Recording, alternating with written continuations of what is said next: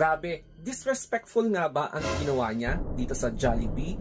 And Filipino baiting gone wrong ba ang eksena niya? Kaya alam nyo, papatunayan ko sa kanya na nagkamali talaga siya. Dahil mag-order tayo ngayon ng Jollibee.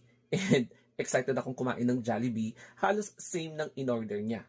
So mag-order ako ngayon dito sa Jollibee. So 8-piece chicken joy with Jolly Spaghetti pan.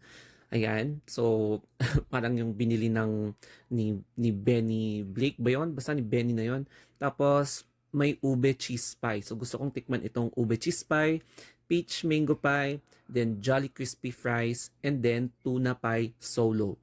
So ito yung total, pero since